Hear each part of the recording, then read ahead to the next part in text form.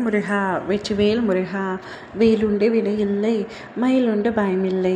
என் அன்பு தங்கமே, உன்னுடைய துணை உன்னிடத்தில் ஒரு விஷயம் சொல்ல வேண்டும் என்று கடந்த 7 நாட்களாக துடித்து வருகின்றார். ஆனால் உன் முகத்தை பார்க்கும் பொழுது அந்த விஷயத்தை சொல்ல அவருக்கு தோணவில்லை. அப்படி என்ன விஷயம் அப்பா? என்னிடம் சொல்ல அவர் தயக்கம் கொள்வது ஏனப்பா என்று கேட்கின்றாயா? இதை முழுமையாக கேள். நானே உன்னிடத்தில் விரிவாக சொல்கின்றேன். உன்னுடைய துணை உன்னிடத்தில் எப்பொழுதெல்லாம் சரியாக பேசுவதில்லை. பேசினால் ஏதாவது ஒரு சண்டை வந்து விடுகிறது என்ற பயத்தினால் இருவரும் அதிக அளவில் பேசிக்கொள்வதில்லை. வாழ்க்கைக்கு பேசாமல் இருப்பது சரியாக அமையாது தங்கமே. இருவரும் மனம் விட்டு பேசினால் மட்டுமே மனம் ஒத்து போகும்.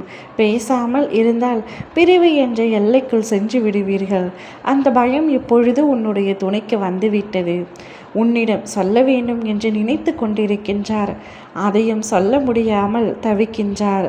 நீ ஏதாவது பேசினால் அவர் கோபப்படுவதும், அவர் ஏதாவது கூறினால் நீ கோபப்படுவதும், உங்களுடைய கைபேசியிலேயே அதிக நேரம் செலவழிப்பதும் ஒருவருக்கொருவர் சுத்தமாக பிடிக்காமல் இருக்கின்றது. இந்த விஷயத்தை மாற்றிக்கொள்ள வேண்டும் இருவரும். உன்னுடைய துணையே அதற்கு முன்னுதாரணமாக உன்னிடம் வந்து பேச போகின்றார். நான் இனிமேல் உன்னை அலட்சியப்படுத்த மாட்டேன். உனக்கான நேரத்தை நான் ஒதுக்கி உன்னிடத்தில் பேசுவேன். நாம் பழையபடி எப்பொழுதும் சந்தோஷமாக இருக்கலாம். உன்னிடத்தில் பேசாமலும் என்னால் இருக்க முடியவில்லை என்று அவருடைய மனதில் உள்ள அனைத்தையும் உன்னிடத்தில் கொட்டி தீர்க்க வேண்டும் என்று நினைக்கின்றார். ஆனால் ஏதோ ஒன்று அவர் மனதை போட்டு தடுத்து கொண்டிருக்கின்றது. தினமும் உன்னிடத்தில் இதை சொல்லியே ஆக வேண்டும் என்று நினைத்து வருகின்றார். ஆனால் சொல்லாமலேயே சென்று விடுகின்றார். இதே போல 7 தினங்களாக உன்னிடத்தில் சொல்ல வேண்டும் என்று துடித்து சொல்ல முடியாமலேயே சென்று விடுகின்றார். ஆனால் நாளை நிச்சயமாக உன்னிடத்தில் சொல்லியே தீருவார் தங்கமே. அதற்கான தைரியத்தை நான் அவரிடத்தில் கொடுக்கின்றேன்.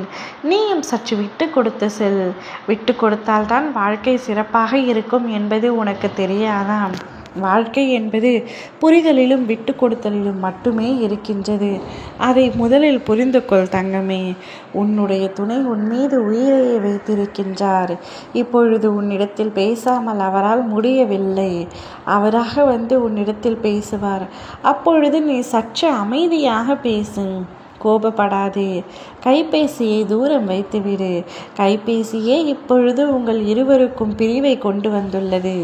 கைபேசியை தூரமாக வைத்துவிட்டு நீ அவருடைய வார்த்தைக்கு மதிப்பளித்து அவருடைய சொற்களுக்கு செவிசாய்க்க வேண்டும்.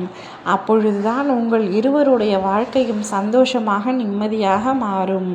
உங்களுக்காக இல்லை என்றாலும் உங்களுடைய குழந்தைகளுக்காகவாவது நீங்கள் இருவரும் விட்டு கொடுத்தல் தான் வேண்டும், அவசியமாகின்றது.